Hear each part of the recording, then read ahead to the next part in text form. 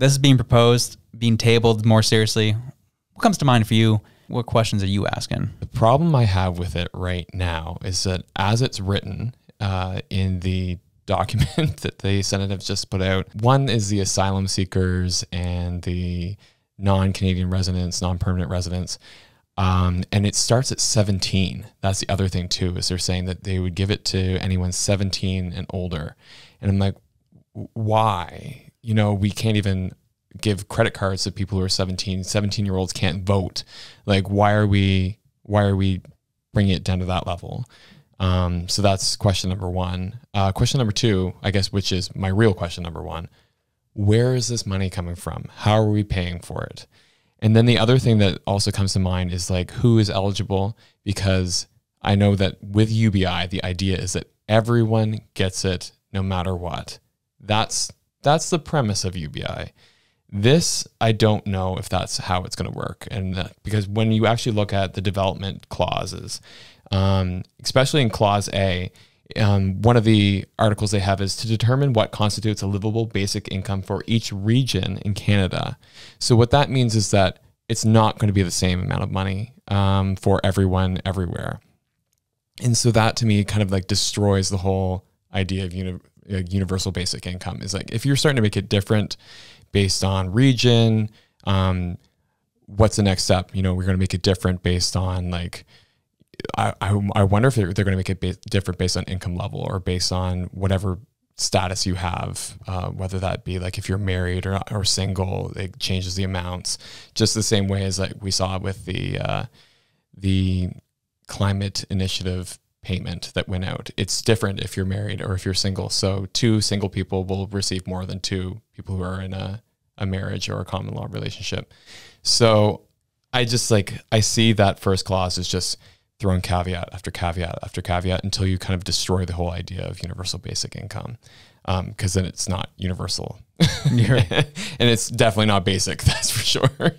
But yeah, it just, like, I get the idea. I'm just worried about the implementation, worried about the way that they're going to qualify people in and out of it. And then why things are going to be different depending on these different factors that I've already mentioned. And then again, just how are we paying for it? Because I have a couple ideas how we could pay for it. And I know that it's been talked about before, like that if you eliminated all social programs, so you're talking welfare, old age security, CPP, all of these different programs that we have currently in place, child tax benefits, and just instead issued one sweeping UBI, then you'd actually save billions.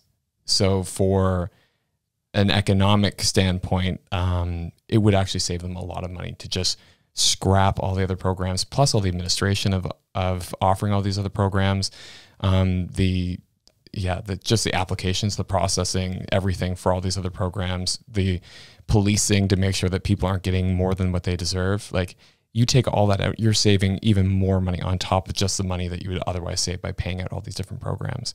So it could be really good if they went that route, but I don't know. So you're telling me, what I understand is that we do UBI the way it's supposed to be done.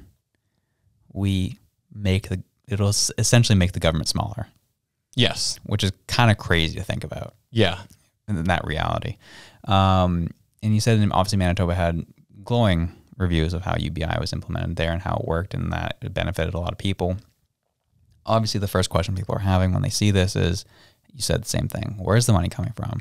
How is this, like, for your perspective, if you said, you know, I know you kind of floated the idea out there of these different programs, if they're all scrapped, this would be actually a savings. Is that mainly just based off of kind of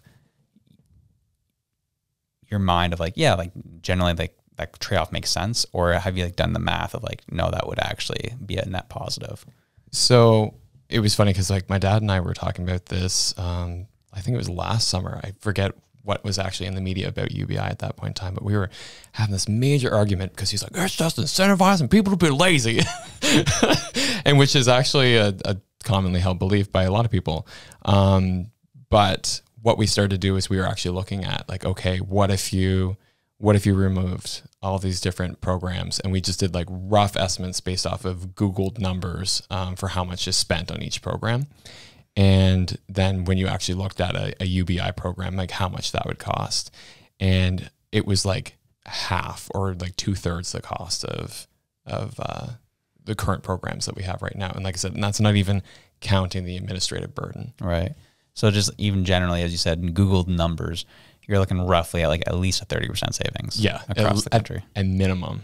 My next question, though, comes to this. How does this affect inflation? When you give everybody an extra $2,000 a month, sure, it stimulates the economy, but which is a positive. But also the negative part of that is it stimulates the economy. And so I'm curious what that does to goods in the country. Do we see real estate prices increase even more? Do we see groceries increase even more? Like, from your understanding of how a program like this works, how would this affect inflation? I think it would create inflation, honestly, because I think basically what would happen is landlords would go, oh, you can pay more? Cool. We're going to up the prices. Grocery chains, you can pay more? Perfect. Up the prices. Right. So I think in the immediate interim, like we're talking like 1 to 2, maybe 1 to 3 years, amazing results you'd see with this.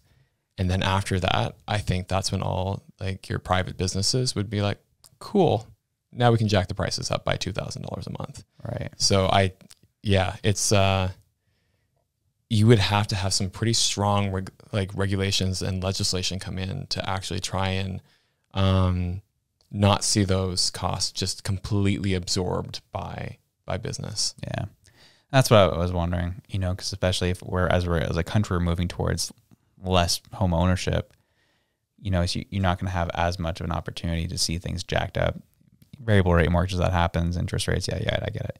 But rent's a lot easier. Rents are a lot more manipulated, or have a chance to be more manipulated. And so that I could see that definitely happening. I was like, well, everyone's getting $2,000 a month. Well, rent's going up by $2,000 a month, and that takes everything out for you.